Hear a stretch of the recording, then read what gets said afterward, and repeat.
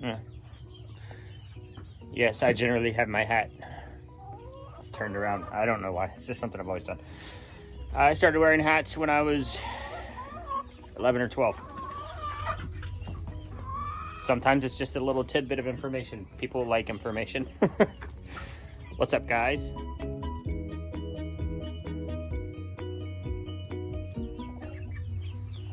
And welcome back. So, still have the chickens in the small cage. Not because I don't think they can get out. I do worry a little bit about the little dinky ones. But they're getting pretty big now. They're catching up with the other guys pretty quickly. Rooster, probably a rooster, probably a rooster, probably a rooster, probably a rooster, probably a rooster, probably a rooster. So every one of the babies that we hatched, probably rooster. Daggone it. But that's okay. Might sell them, and I don't know how many of you people will be mad at me and leave the channel, but we might put them in freezer camp.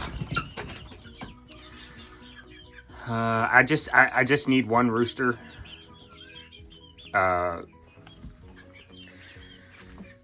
Daggone it.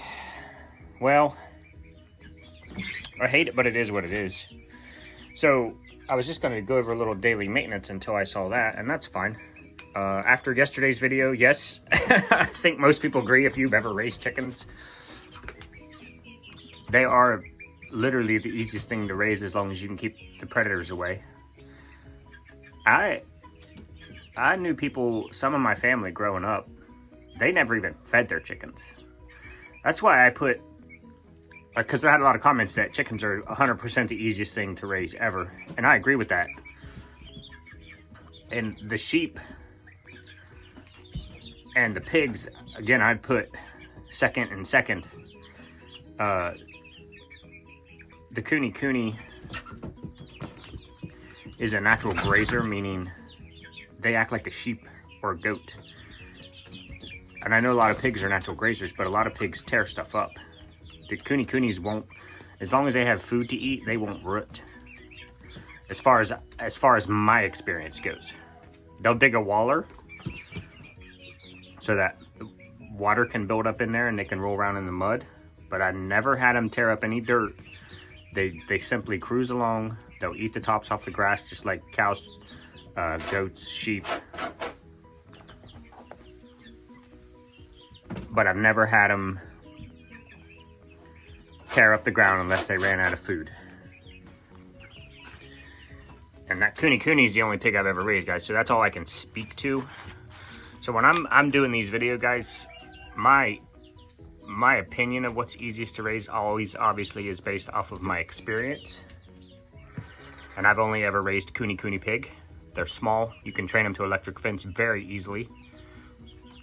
You can go back and look at my videos. We ran them on the same 5-strand poly wire that we have the goats on, and I had 2 wires. I had one 6 inches off the ground, and I had one about 12 inches off the ground. Never had a problem. What are you girls doing up there? You're blocking the doorway, idiot. Move. Okay, got it. Big Colonel. So I just wanted to, this is my natural roost that the goats destroyed. Get ready to put other Good morning, Colonel. My barn is getting moss on it.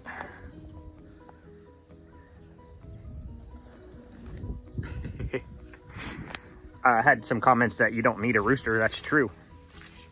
You don't need a rooster unless you want fertilized eggs. I got to do something with this. Goodness. You don't need a rooster unless you want fertilized eggs.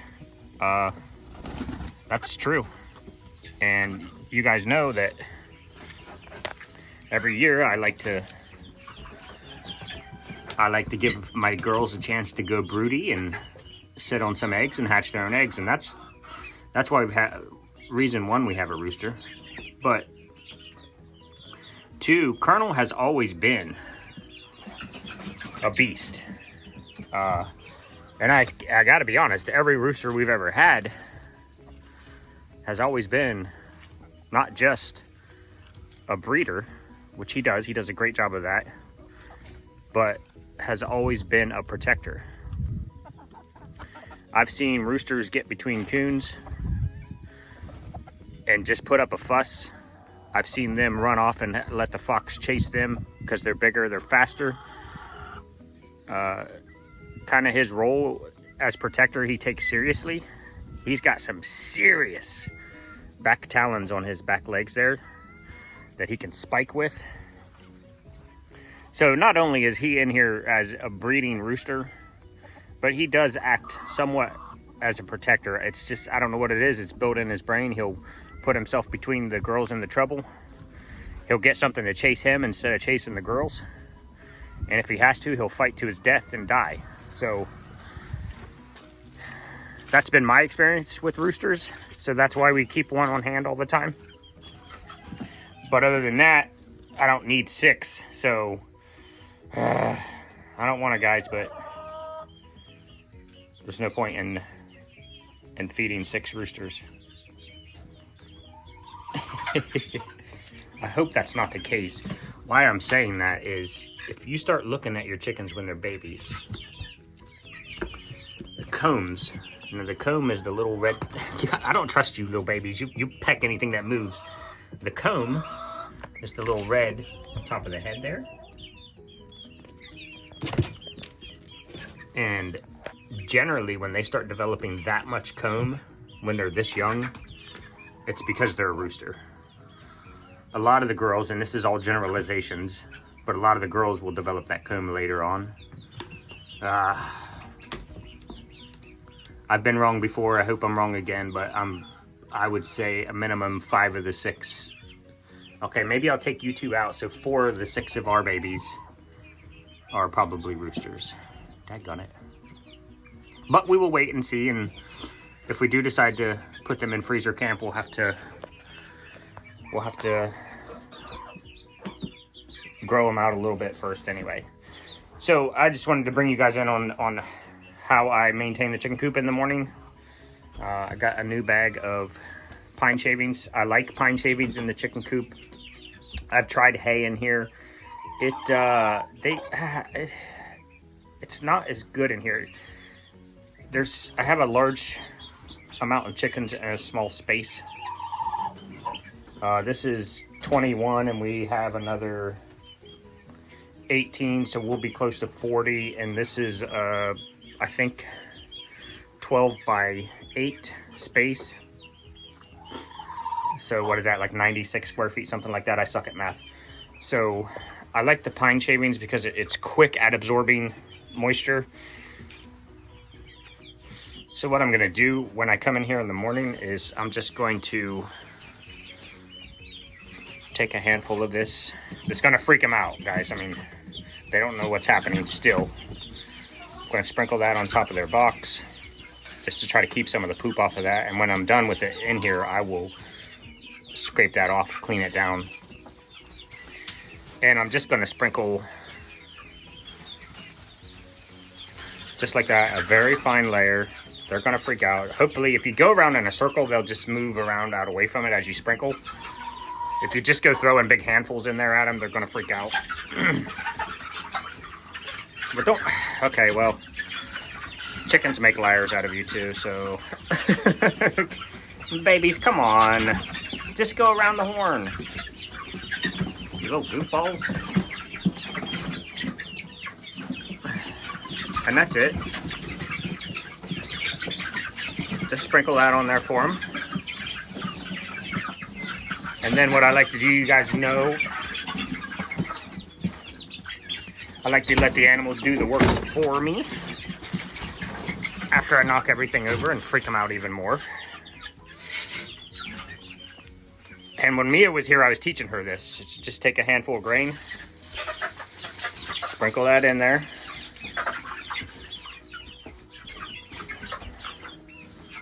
Not too much, because you want them to find it all. Just enough that they can see that there's something there.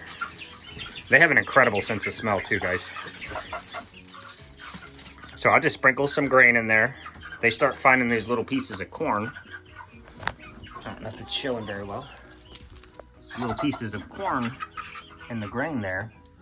They'll find those and they'll start looking for other pieces and parts. So what they'll do is they'll scratch around in here.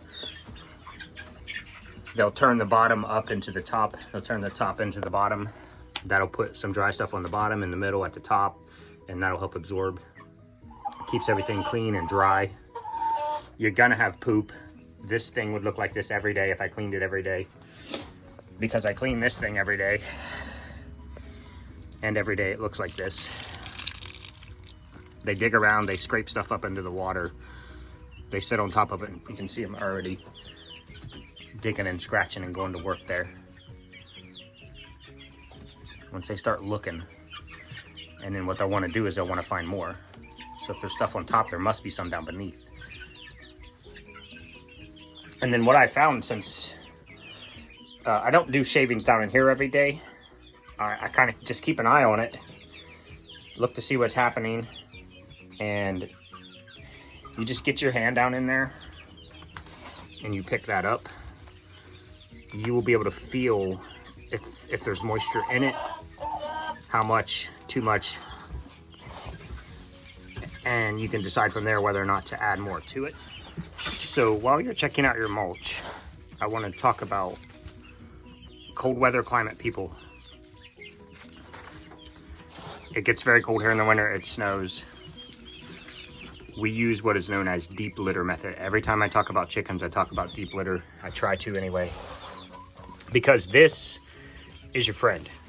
Now, what deep litter is you're using the poop from the chickens to create heat. So as the bacteria, the chicken, let me just, woohoo, okay. The chickens are gonna poop in your mulch. It's gonna absorb some stuff. That's why it's here. This is just pine shavings from Tractor Supply. I probably use one of these every couple months, maybe. Now I'm gonna put some out here. So what you're gonna get is, as this breaks down, you get this. So you go from beautiful, pristine, clean, dry, to poop-laden, a little bit of moisture. So what the pine shavings does is it absorbs the moisture. And as the chickens come in here and they scratch around and they dig around, this is basically dry poop. Now, as we progress into the season, I'm going to continue to layer down dry material on top, just like this. So you have your wet, you have your dry.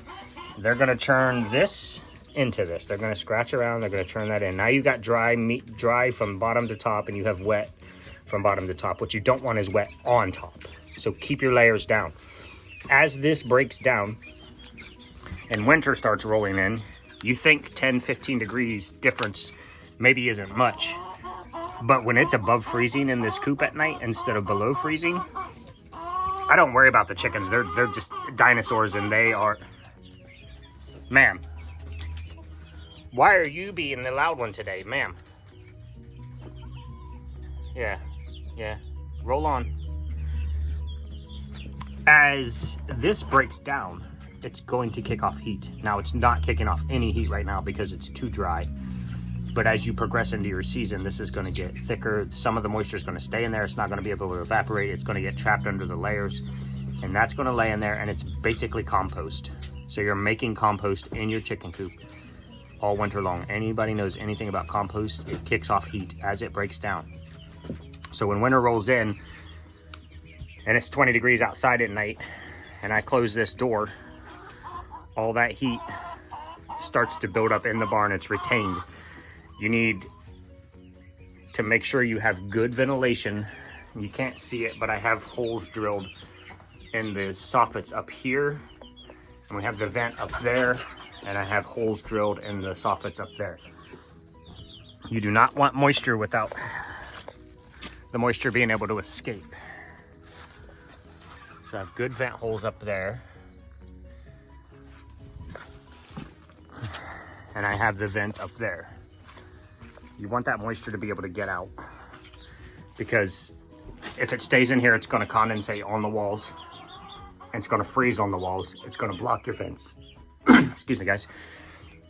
So what you want is your material basically composting in the bottom of your coop.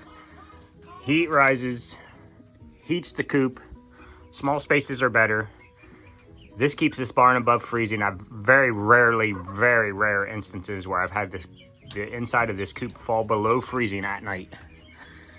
Which, if you've ever been out and you've camped at night in the winter, being above freezing is a miraculous thing. It's amazing. So we use deep litter. There are thousands of methods out there. Go check into those if you don't like mine. But I wanted to put that in here too. Now, I have discovered, since we don't use hay down here, that if I put hay or straw up here, I don't use straw at all, guys. I don't know why I said that, but if I were to put hay up here, they don't like it. I don't know what it is. They don't like the hay. They'll just go lay eggs somewhere else. But I'll come in here, do the same thing. I'm gonna give this a feel. They kick a lot of this out. Every day they're gonna come in here and they're gonna shovel this around like this and make a little bit of a nest so they can lay their egg. And so they'll kick some of this out. But it's the same process. You come in here, get a hand on that, feel it. They'll poop in here as they're laying eggs too. That one's okay. It's getting a little bit. I might need to add a little bit to this one. It's almost the perfect process because you're adding in, they're kicking out. You add in, they kick out. It's like self-cleaning almost. So we use that in there as well. I say I give everybody a look over. Hi, pretty. I wish you guys were like goats.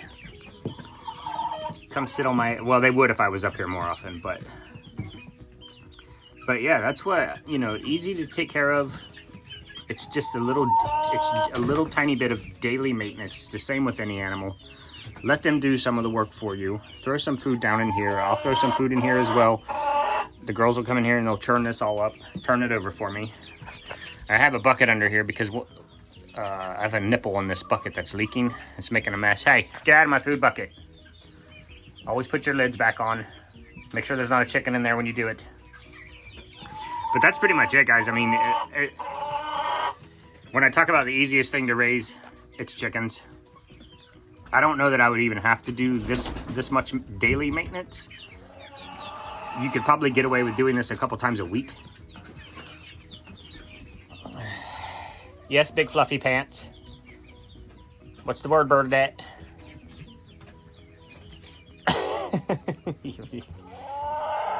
Yeah, chunky little I know, I hear you.